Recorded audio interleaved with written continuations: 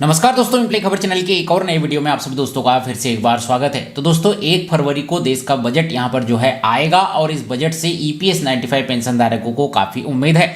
हालांकि ये पहली दफा नहीं है जब ईपीएस 95 पेंशन धारक सरकार की ओर आस लगाए हुए बैठे हैं कि इस बजट में ईपीएस 95 पेंशन धारकों की पेंशन वृद्धि की जाए। वहीं पर उत्तर प्रदेश एनएसी के प्रमुख ओम शंकर तिवारी जी ने घोषणा की है कि ईपीएस 95 पेंशन धारकों की न्यूनतम पेंशन यदि बजट में वृद्धि नहीं होती है तो वह दिल्ली कूच करेंगे और दिल्ली में ईपीएस 95 पेंशन धारकों का अब तक का सबसे बड़ा आंदोलन होगा।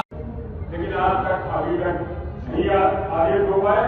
मैं विश्वास दिलाता हूँ, दिल्ली में घूम रहा हूँ सबको, अगर इस बजट में इन्होंने विश्वासघात हमारे साथ किया तो दिल्ली में हम लोग बिल्कुल तैयार हैं 11 और 12 मार्च को जो दूसरा सदन चलेगा वो भारी आंदोलन में लोगों का दिल्ली के अंदर करूंगा।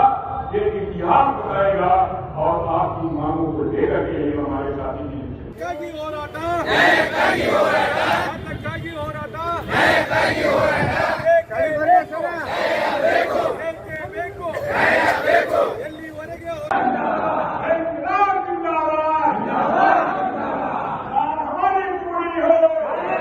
देश के लाखों ईपीएस 95 पेंशन धारकों से जुड़ी ये बहुत बड़ी और गंभीर खबर निकल कर आ रही है। बजट 2026 में अगर ईपीएस 95 पेंशन धारकों की मांगे पूरी नहीं हुई तो दिल्ली में अब तक का सबसे बड़ा आंदोलन देखने को मिलेगा।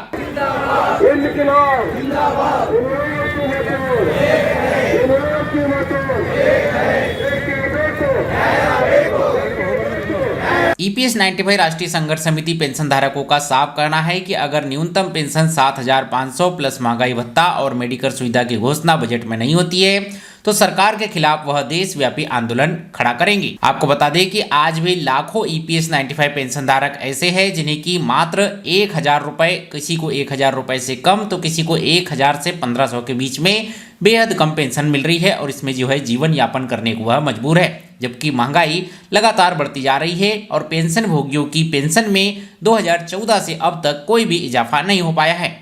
पेंशन धारकों का कहना है कि उन्होंने देश की फैक्ट्रियां, कंपनियों और संस्थाओं में 30 से 35 साल अपनी जिंदगी की ईमानदारी से काम किया, लेकिन रिटायरमेंट के बाद उन्हें सम्मानजनक पेंशन नहीं मिल पा रही है। एनएसी राष्ट्रीय संघर्ष समिति के नेताओं ने भी साफ चेतावनी दी है कि यदि बजट 2026 में उनकी मांगों को नजरअंदाज किया गया तो दिल्ली के जंतर मंतर से लेकर संसद तक लाखों पेंशन धारक सड़क पर उतरेंगे।